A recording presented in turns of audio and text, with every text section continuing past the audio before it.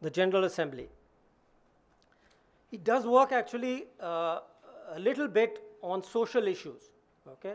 But there the principle really is the next one, which is one person, one vote, because social aspects have to do with people. So how can a country with 10 people decide the fate equally of a country with 1 billion people, right? So the other principle which we use in national elections is one person, one vote. In both these cases, you can modify the principle as it stands. So on the top one, the modified principle actually we have in the IMF. It's something called the basic vote. There's a basic vote for each country, no matter how small you are or how big you are. So that's a useful principle. That's one of the good ones in the IMF. The second one, basis of population, normally rejected. Again, you can modify it. You can put limits to it. You can put some issues connected with freedom and democracy in it. But that's a principle which relates to, as I say here, the share of world population. There's an absolute refusal to even consider this issue at all in the IMF, okay? Then the final one, which we'll talk a lot about, is the economic weight in the world economy. Earlier, it used to be the normal GDP in exchange rate terms. At some point in the history, a blend was accepted. I forget whether it was 2010 or the one before that, but before that, two reviews ago. But it's a temporary one, and this we'll talk about a little bit again. Then there is the basic principle underlying the IMF's quota justification as it stands, that which governs resistance, which is to look at the demand and supply of funds. So the argument is the IMF, for all the reasons which Mr. Pierre just outlined, that it is about balance of payment problems, it's about exchange rates. So you got to have a demand, you have to have a supply of funds, and then you have the demanders, the guys who get into, the countries which get into a crisis. So I won't go into the details of it, but this principle is the one which basically underlies the existing formula which Tom mentioned. So you get the demand side and the supply side. So presumably the countries which had a lot of ability to finance got a higher quota. Clearly that's no longer valid, because the 4 countries I mentioned there are willing to contribute more if their quota is increased. That argument is no longer valid. We are willing to contribute even more than what is implied by our GDP share. So that's no longer an issue, okay? But it's still used. In most of the arguments in the IMF, that's still used. Okay, so here is my set of principles. One, as I said, the domestic government principle still has validity, though it's cannot be applied very simply. If you had a world government where people could vote, then it'd be a different thing. But you know, people might say, I won't mention countries, that country X or Y, people are not allowed to vote even for their own government. Why should that country have I'll use an arbitrary number, be allowed to represent 200 million people that's in the country? I won't mention the exact amount for obvious reasons. So if they don't even have an elected government, why should they be representing that government, those people? Then there is the basic argument which I use. It is that global economic governance is not about this democratic principle, actually. It's about surrender of sovereignty. It's about saying that on certain issues, for example, free trade and the other articles of agreement of the IMF, we will all subject ourselves, the 100 and whatever countries are there, to the principles which the majority decides, as per the rules. You just heard. The rules were actually framed by the US. Okay, so we have to stick to those rules. And whatever those countries decide, we'll have to follow. So you're surrendering your sovereignty. And if you do that, the partial surrender of sovereignty means more autonomous you are as a country, the more you're giving up. Okay, if you're a very powerful country and you subject yourself to these rules, then you're giving up more. So you should have a greater say. That's the fundamental principle. And more autonomy, therefore, means greater sacrifice, and the economic size is what I argue is the only way to measure this, simply. So the global role of a country is really equal to the best way to measure is what I had in the first graph there. Very quickly, some numbers. These are some numbers on the contribution to world growth. Oh, I missed that.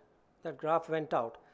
But what I tried to argue is that the openness variable, which holds a very important role in the quota formula, is invalid. Okay? And one of the reasons is that in the old days, when economies used to be very closed, it used to be an instrument for opening up. That is, if you opened up, you would have more trade, you will get a higher quota. No longer valid. There are very few countries which are closed. The problem now is more of two kinds. One is there are countries which still encourage exports. So they will actually have a trade share which you are not supposed to do as per the IMF rules. So you contradict the basic advice you are giving. You are saying if you somehow can push up your exports through hidden subsidies, you'll get a higher quota.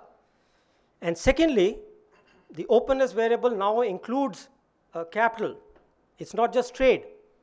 And we know what happened in 2008-9. And it contradicts that principle. You are saying that more open you are on the capital account, the greater the crisis you can get into, the higher the quota you should have. No longer a valid principle. So what I argued was showed some other principles. For example, contribution to world growth. Okay? In a period when you have slow growth in the world economy, what you want is for countries who contribute more to world growth. And this is a ranking and see how it's changed. I think I'm running out of time, so let's just look at the last column here. You'd be surprised that India in this period was the second largest contributor to world growth. Okay? Caught up with the US and China. China was the first. Openness. Oh, okay, sorry, I skipped, I forgot. So let me just leave this. I've already talked about openness. So I argue that instead of openness, what you really want in a period of slow growth and lack of aggregate demand, which is what we are suffering from, which is why Europe has a period of a lost decade, is the net contribution to world demand. So again, I looked at these numbers, and just to give you a flavor, you see that the three largest contributors there were US, India, and UK, and China was negative, because they're really extracting world demand, basically surplus and deficit on the trade account, on the goods and services.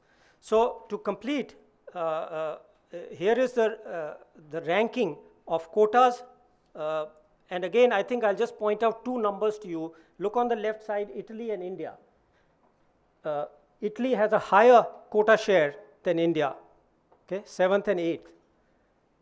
But it ranks 37th in the contribution to growth, and its share of GDP is 10th, as against India, whose share of GDP is 3, ranked 3, and contribution was 2.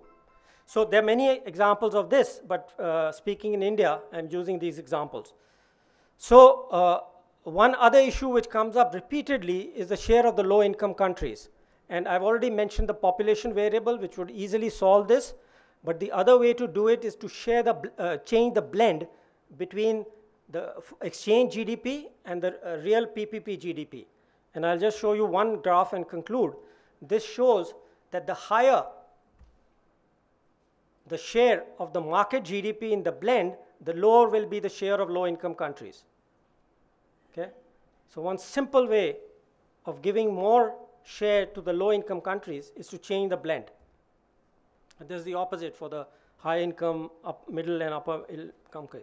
Conclusion. What I concluded was that GDP shares are the simplest way to define a quota. You don't need anything else. And there are lots more arguments. I haven't given all of them. It catches the economic importance of the world economy, and the voice and vulnerability of the people can be taken care of by either raising the blend or by adding a population variable. And of course, let me remind you that the basic vote formula is still there for small countries, because that is one of the concerns which a number of small countries have, that their share would be drastically reduced. So there is this basic vote. It can be incorporated into the formula to get a satisfactory solution. Let me end with that because I don't have time. I think I've taken 2 minutes extra. Sorry. Thank you. Thank you very much, Professor Vemani. Let me turn to Denis Medvedev.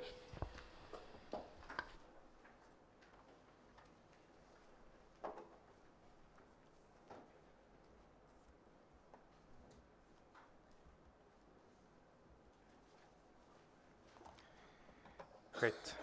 Thank you very much, Chair, and thank you very much to the organizers for giving an opportunity to come here and talk to you a little bit about changes at the World Bank.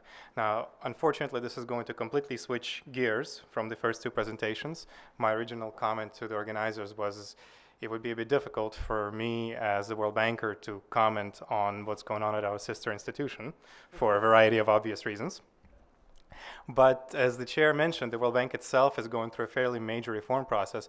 It does have a lot to do with the governance of the World Bank, even though I won't talk so much about that. But it does dramatically change the way that we work, the way we approach clients, and the way that we deliver results. So if maybe I can take a few minutes and I'll talk about that. As I mentioned, largely orthogonal to what's been talked about so far, but perhaps interesting to the broader audience in terms of what the bank is doing in terms of how we actually organize our work and how we think about that. So essentially the reform process began over a year ago when the World Bank really tried to refocus its vision, and the vision is really now focused on two strategic goals, which is eliminate extreme poverty and boosting shared prosperity. It's not as if the World Bank wasn't focusing on poverty before. Obviously, you know, we've had those words, our vision is a world free of poverty, in our atrium for over the past decade. But really what this means is there's now a very clear focus throughout our work, from the top all the way down to our country and specific client engagements, in terms of these two goals: eliminate poverty, boost shared prosperity, and obviously with a focus on making sure these reforms are sustainable. And the way that this is happening is really trying to bring the entire World Bank group together as one institution. So both dismantling some of the institutional barriers that existed within IBRD, and I'll talk much more about that because that's really the part of the reform process that I'm most familiar with, but also making sure that MIGA IFC come in much more closely in terms of how work is done. The idea being that with those two goals being what they are, the client should only see one face of the World Bank group rather than these distinct entities, right? So it's the strategy that's being delivered through one much more joint institution with the eye on these two goals. So what does this mean? This is what the new organizational chart looks like, and basically all of this is new, right? So it used to be the clients were always there, but then everything was being delivered through the regional program of the bank and whatever the anchors. So basically that regional VPUs was the matrix, and then you go all the way down to the services that support the delivery. Well, now the matrix is gone. That's kind of the one-liner summary. There is no more matrix, and what this means is that really we're going to enforce, or we have already started because the new structure is in place starting July 1st of this year. We're going to enforce a very clear separation between the delivery of technical and lending work and client relations. So really what this means is that the regions and the country management units are going to be responsible for client relation, for determining what is the strategy of the bank for the region and for that particular country. And then these new structures called global practices and cross-cutting solution areas are really going to be responsible for looking at the specific technical questions and delivering either analysis or lending or technical assistance or whatever it is on behalf of the regions. So the specific global practices are structured along functional thematic areas, and the cross-cutting solutions, they pick up on some of the overarching themes, and I'll tell you a little bit about those. So what are the global practices? Well, there are 14 of them. You can see the list there. The idea was both to look at the expertise within the World Bank in terms of what kind of people we have, what are their core areas of understanding, and also what are the kinds of things that the bank does. And as an intersection of those, we've come up with a list of these 14 practices. So, and it goes, you see, from energy to agriculture to governance to macro to trade to social protection, right?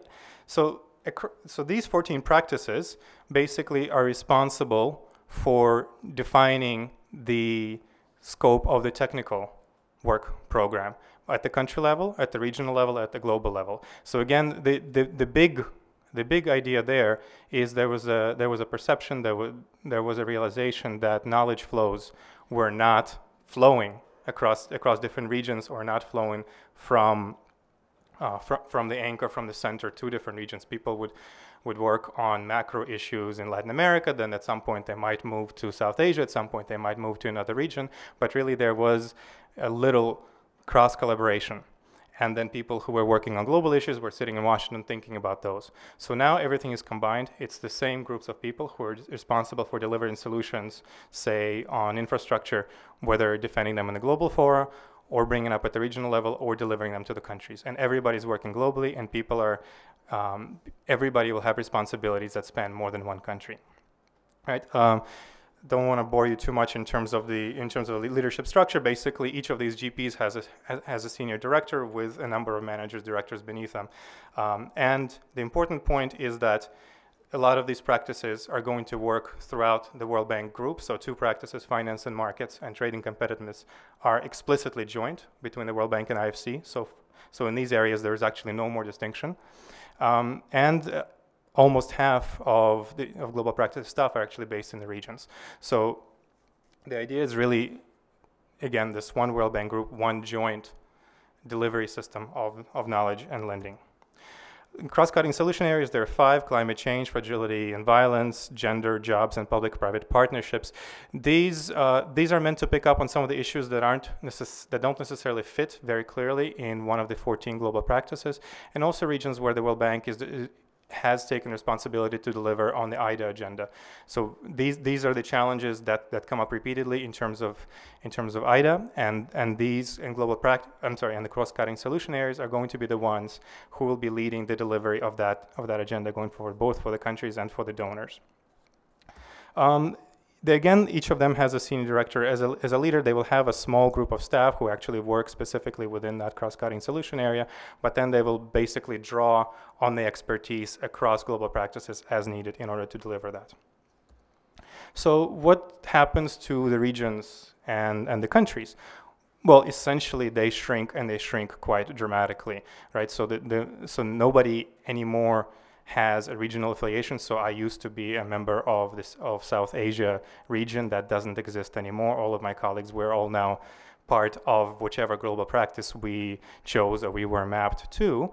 And that really means that A, we're working in all kinds of different countries, but B, it also means that the regions and the country directors have at most a dotted line of authority over us. It's not so easy anymore for regions to say who exactly is going to do what. They would need to go to the global practices, who would then map staff. So it looks a bit more like a consulting model, but the idea is really that this near complete authority that the regions had in terms of deciding not only what needs to be done, but how it's done and who does it.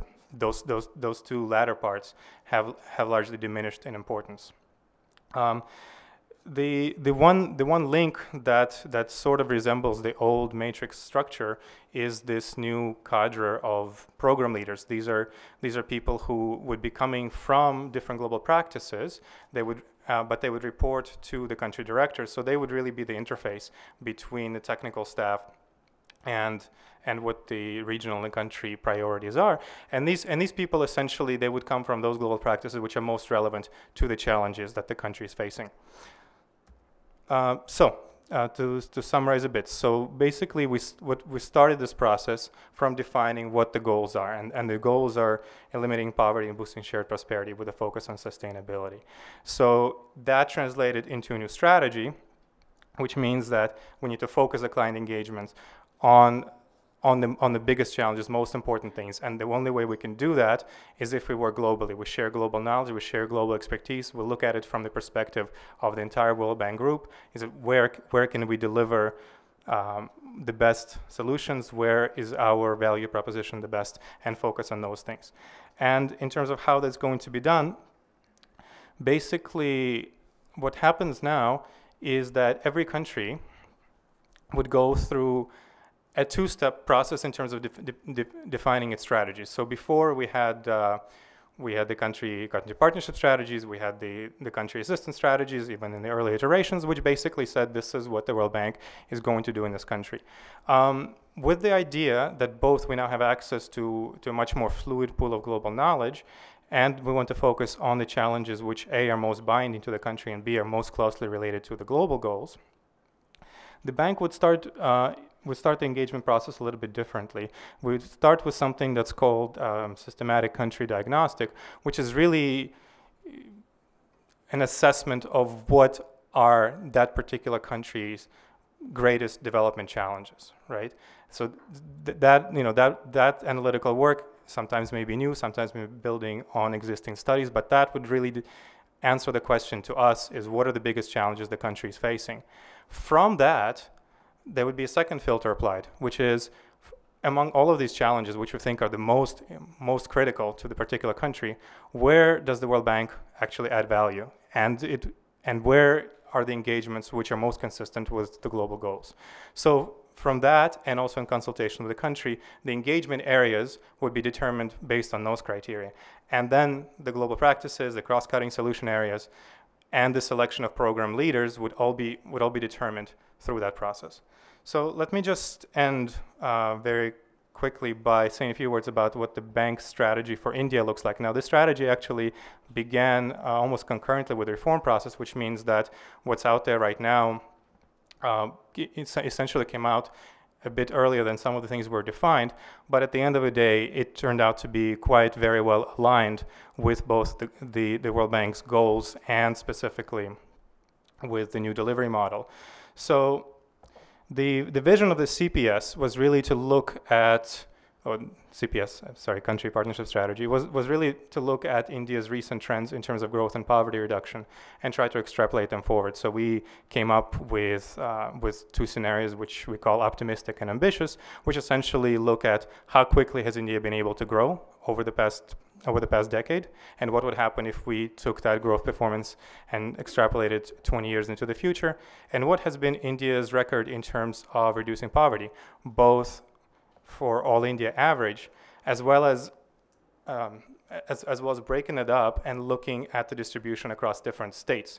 Obviously, some states have been much better at reducing poverty than other states. So, and that's really what gives rise to these two scenarios. So if we take the past decade, and we call that the optimistic scenario, run that forward 20 years, essentially, India has an opportunity to bring poverty rates to somewhere in the neighborhood of 10% and significantly reduce vulnerability, which here is defined as people who live below twice the poverty line.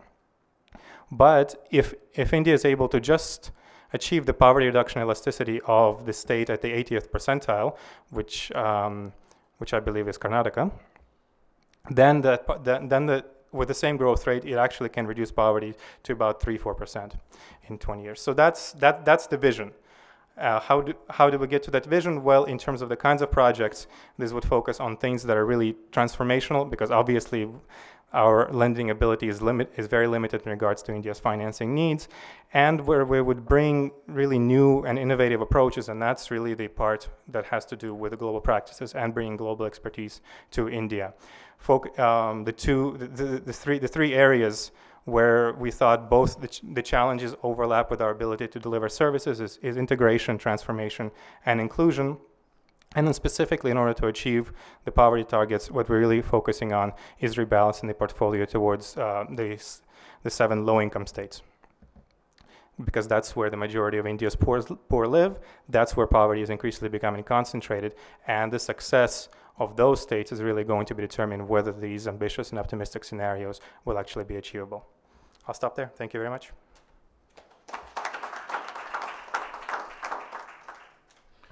Thank you very much. Let me now give the floor to Heribert, and while he's moving there, just float some question issues. And of course, we can understand that there is a World Bank debate and an IMF debate, but if we look at it from a client-based perspective, we have countries and their development and macro policy choices are interlinked. So somehow we need to discuss how the prescription and policies and organization of the World Bank interact with the way in which the IMF may formulate its advice and so on. And that's something that is not addressed when one discusses the reforms in each of the institutions separately. Yeah? It's an old issue, but just one street in between still. Yeah, thank you very much, Mr. Chairman, and thanks again to the organizers. And we are arriving at the PowerPoint-free end of the panel. I will be speaking more about political issues, which means I don't need graphs and all that much data. I'm looking at the question of how can international organizations be reformed, and I dare say this is going to be an uphill battle. This is going to be difficult. We are in difficult times with regard to global governance. Essentially, I would argue, we are moving from a world of unipolarity to a world of multipolarity, and this is creating problems. This is creating more problems than people were assuming. We are seeing a whole range of search processes across an area, across trade, finance, and other areas of governance. I think it is appropriate to come to the conclusion that global governance today is in serious trouble. It probably has never been in such serious trouble as in the last 20 years when the term global governance was first used. And of course, I'll come back in my presentation also to the situation in the WTO, where our host country has not played a too constructive role recently. What we are missing essentially is leadership. And I don't say this has to be unipolar or this has to be a hegemonial power that leads. But what we are also faced with is that organization leadership collectively has proven to be more difficult than people were assuming. The world has difficulties to cooperate. Of course, the United States does not play all that much of a constructive role. We already heard by Thomas Richardson that he himself is not very happy about the role of the US in the IMF reform. But the rest of the world is not much better, and I'll come to that in a minute. This is, of course, resulting in a kind of a structural problem for organizing cooperation. We are sliding, and this is negative both from a political perspective and from an economic perspective. We are sliding into a world of non-cooperation, and we will be confronted with serious consequences if we don't watch this development. I will look at 3 points. What's the situation in the IMF? I'll be very short on that. Second point is, where do we stand in the World Trade Organization, which is also in serious trouble? And third, what can the BRICS countries do in order to find solutions if there are no solutions at the global level? And it is an illusion of Western policymakers to assume that the rest of the world will just sit and watch whilst the system of multilateral cooperation is going down the tube. This will not happen. So in the IMF, where do we stand? I think it is fair to say that after the twin crises in the US and in Europe, the expectations initially were very high. The IMF would become a true global lender of last resort. A reformed IMF would be at the core of financial governance, and people were thinking, now we're there. This was 2010, it's only 4 years ago.